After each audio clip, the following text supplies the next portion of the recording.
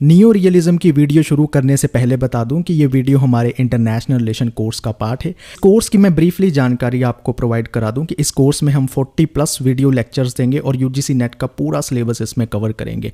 Up to date current affairs आपको इस course में मिलेंगे, पीडीएफ नोट्स मिलेंगे हर टॉपिक के और टॉपिक वाइज एमसीक्यू प्रैक्टिस करने के लिए मिलेंगे, जो मोस्ट एक्सपेक्टेड एमसीक्यू होंगे प्रैक्टिस करने के लिए। यूजीसी नेट के जो प्रीवियस ईयर क्वेश्चन आ रखे हैं इंटरनेशनल रिलेशन के, वो सभी आपको प्रोवाइड करवाए जाएंगे। हम डाउट सेशन भी इंटरनेशनल रिलेशन को लेकर कंडक्ट करेंगे और इसके साथ इंटरनेशनल रिलेशन की हमारे द्वारा तैयार की गई जो बुक है वो भी आपको फ्री प्रोवाइड कराई जाएगी, वर्थ ₹450।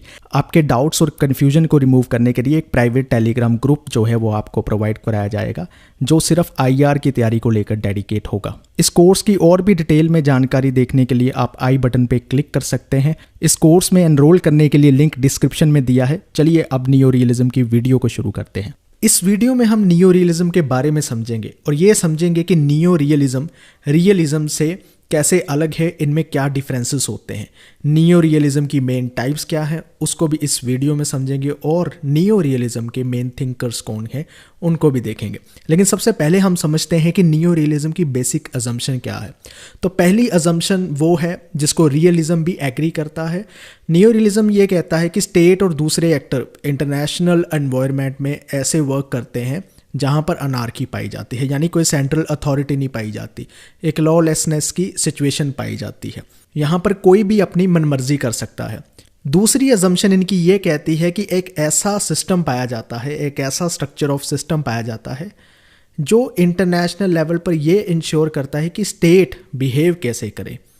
इसका मतलब है स्टेट को बिहेव करने के लिए सोचना नहीं पड़ता, एक सिस्टम ही ऐसा होता है जिसकी वजह से उस स्ट्रक्चर ऑफ सिस्टम में उन्हें एक्शन लेना ही पड़ता है। सो स्ट्रक्चर ऑफ सिस्टम जो है वो डिटरमिन करता है उनका बिहेवियर। थर्ड अजम्पशन इनकी ये है कि स्टेट्स सेल्फ इंटरेस्टेड है, जैसे रियलिज्म वाले कहते हैं, और सेल्फ इंटरेस्टेड का मतलब हमेशा अपना फ़ायदा सोचते हैं। और क्योंकि इंटरनेशनल एनवायरनमेंट उन्हें ऐसा मिलता है जहाँ पर अनार्की एग्जिस्ट करती है, एक कॉम्पिटिटिव सिस्टम एग्जिस्ट करता है जिसमें वो सेल्फ हेल्प की तरफ मूव करते हैं और कोऑपरेटिव बिहेवियर की ओर नहीं बढ़ते हैं। इसका मतलब ये है कि वो सिर्फ अपनी ओर देखते हैं, वो अपना फ़ायदा सोचते हैं, अपने बारे में सोचते हैं। उन्हें पता है कि उनकी मदद करने कोई नहीं आएगा, वो अपने आप पर डिपेंड रहते हैं।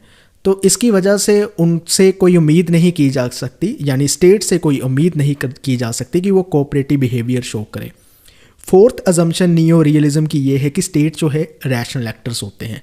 इसका मतलब ये है कि वो अपना नफ़ा और नुकसान दोनों ही जानते हैं, जिसमें वो अपने बेनिफिट्स को मैक्सिमाइज़ करना चाहते हैं और जो लॉसेस हैं, जो नुकसान हैं, उनको मिनिमाइज़ करना चाहते हैं। तो वो ऐसी ही स्ट्रेटजी को फॉलो करेंगे जिनमें उनका फ़ायदा ज़्यादा हो, नुकसान कम हो। सबसे बड़ी प्रॉब्लम इंटरनेशनल एनवायरनमेंट में हमें ये दिखाई देती है कि वहाँ पर अनार्की एग्जिस्ट करती है और अनार्की की वजह से स्टेट्स के लिए सबसे इम्पोर्टेंट है अपना सर्वाइवल, अपना अस्तित्व बनाए रखना।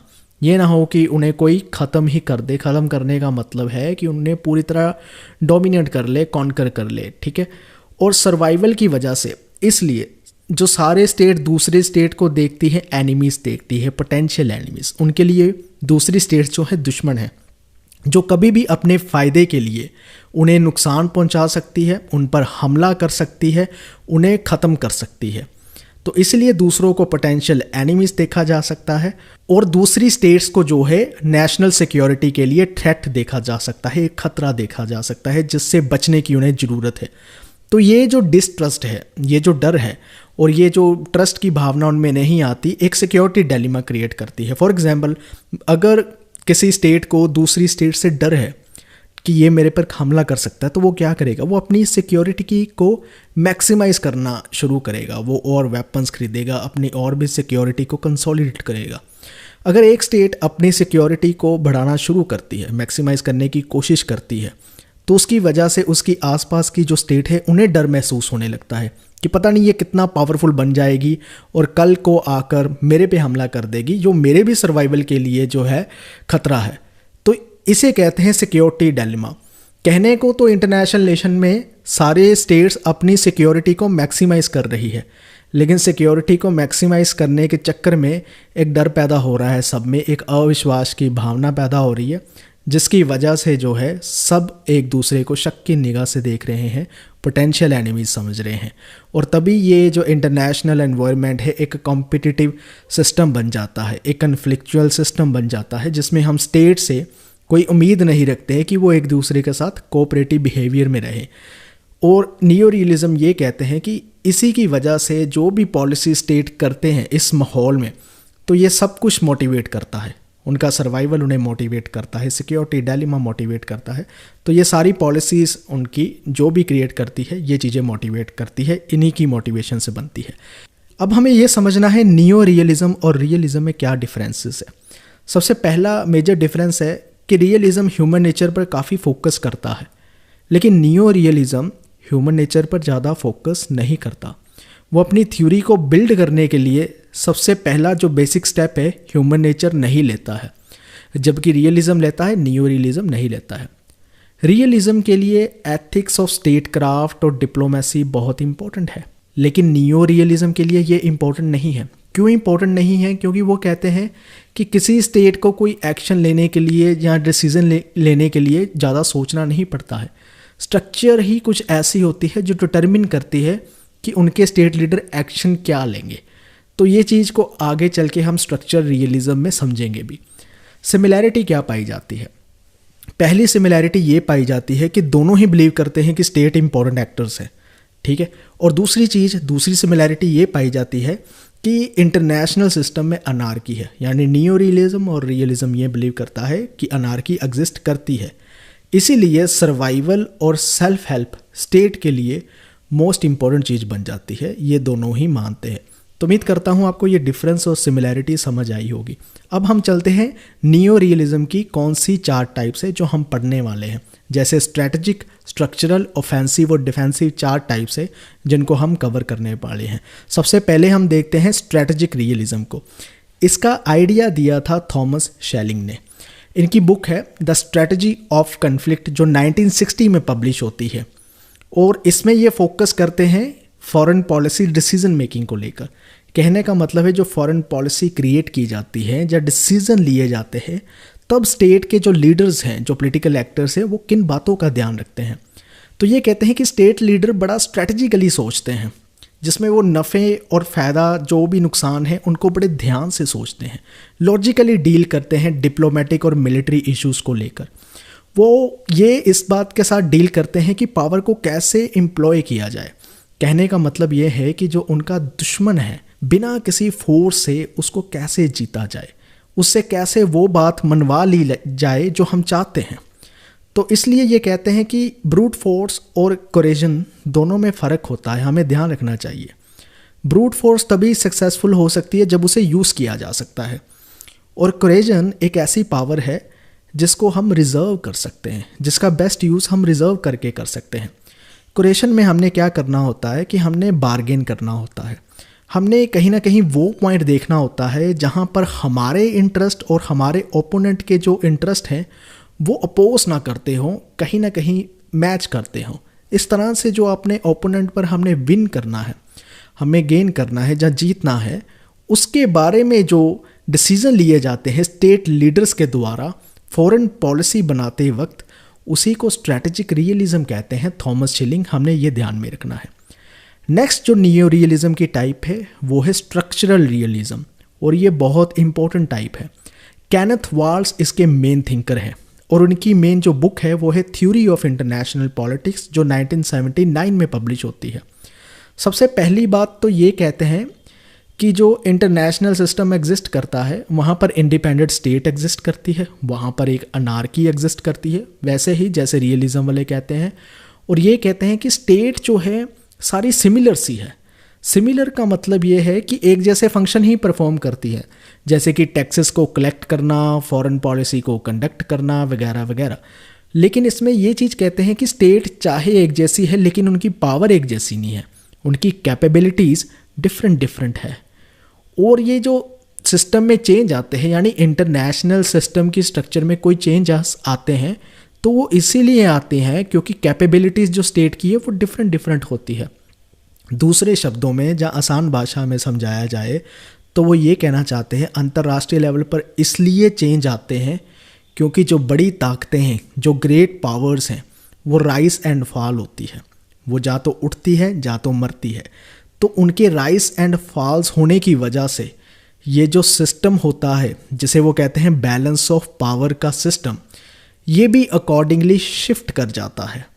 स्ट्रक्चर रियलिज्म के माध्यम से वो हमें ये बताना चाहते हैं कि स्ट्रक्चर ज़्यादा इम्पोर्टेंट होते हैं।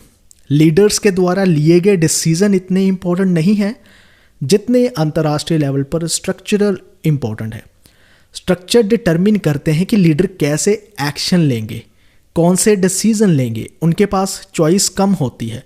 बैलेंस ऑफ पावर एक स्ट्रक्चरल सिस्टम है जिसमें लीडर को कन्विंस किया जाएगा, जहाँ लीडर्स को वो एक्शन लेने पड़ेंगे उसी सिस्टम के अंतर्गत रहते हुए, वो उसके बाहर सोच नहीं सकते। तो इसमें एक और बात ध्यान रखने वाली है। फॉर एग्जांपल, अगर बाइपोलर सिस्टम है तो लीडर्स के डिसीजन बाइपोलर सिस्टम के अकॉर्डिंगली होंगे, और अगर यूनिपोलर सिस्टम है तो लीडर के डिसीजन यूनिपोलर सिस्टम के अकॉर्डिंगली होंगे, और अगर मल्टीपोलर सिस्टम एग्जिस्ट कर रहा है तो स्टेट के जो पॉलिटिकल लीडर है उनके डिसीजन उसके अकॉर्डिंगली होंगे। तो स्ट्रक्चर ज़्यादा डिटरमिन करता है कि वो कौन से डिसीजन लेंगे, कौन से एक्शन लेंगे, इसलिए वो इंटरनेशनल स्ट्रक्चर के अकॉर्डिंगली ऑपरेट करते हैं। इंटरनेशनल सिस्टम में जो स्ट्रक्चर है वो कौन डिटरमिन करता है? डिटरमिन करने का मतलब है कौन क्रिएट करता है उसे। ग्रेट पावर्स उसे क्रिएट करती है, स्ट्रक्चर ऑफ इंटरनेशनल सिस्टम को। फॉर एग्जाम्पल, वो एक एग्जाम्पल से समझाते हैं कि बाइपोलर सिस्टम जो कोल्ड वार के टाइम पर था, वो काफ़ी एक स्टेबल सिस्टम था, जिसमें पीस की एक गारंटी थी, जिसमें एक सिक्योरिटी थी, जिसमें ज़्यादा वार नहीं हो सकते। और मल्टीपोलर सिस्टम एक ऐसा सिस्टम होगा जिसमें पीस की गारंटी नहीं होगी, सिक्योरिटी की गारंटी नहीं होगी, वार के ज़्यादा चांसेस होंगे। ये जो दो ग्रेट पावर्स होंगी वो ऐसे सिस्टम को मेंटेन कर सकेगी आसानी से। अब इसको ध्यान से समझिए वो क्या कहना चाहते हैं। देखिए, कोई भी अगर आप कहें सिचुएशन हो, लीडर अगर अच्छे एक्शन लेंगे तो वार नहीं होंगे, पीस रहेगा, सिक्योरिटी रहेगी। केनेथ वॉल्स कहते हैं नहीं नहीं, ऐसा नहीं है। बाइपोलर सिस्टम होगा तो जो उनके डिसीजन होंगे स्टेट लीडर्स के, वो भी अच्छे ही होंगे, जो पीस को गारंटी करेंगे, सिक्योरिटी को गारंटी करेंगे। अगर सिस्टम मल्टीपोलर होगा, लीडर चाहे किसी तरह के भी डिसीजन ले ले, हम पीस और सिक्योरिटी को गारंटी नहीं कर सकते। तो लीडर के डिसीजन इतने मैटर नहीं करते जितना मैटर करता है कि वो सिस्टम कैसा है जब वो डिसीजन ले रहे थे। तो यहाँ पर स्ट्रक्चरल रियलिज्म के अकॉर्डिंगली केनेथ वॉल्स ये बताना चाहते हैं स्ट्रक्चर ज़्यादा इंपॉर्टेंट है, लीडर्स के एक्शन और उनके द्वारा लिए गए डिसीजन इतने इंपॉर्टेंट नहीं होते हैं। नेक्स्ट इसमें टाइप आती है ऑफेंसिव रियलिज्म की। ऑफेंसिव रियलिज्म के माध्यम से इसमें हम डिफेंसिव और ऑफेंसिव दोनों समझेंगे।